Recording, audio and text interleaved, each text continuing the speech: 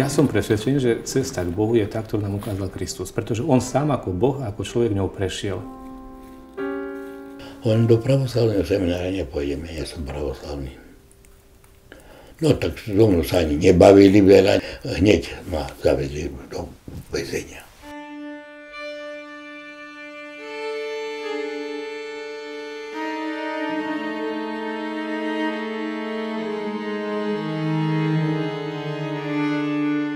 Súhlas s prestupom na pravoslávie bol vnímaný ako zrada.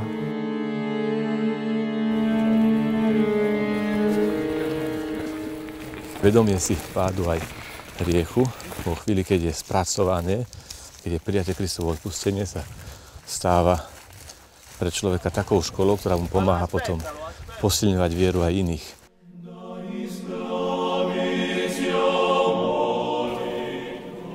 Logika ohlasovania je trochu iná ako logika úspešného marketingu alebo reklamy alebo politického tlaku či moci.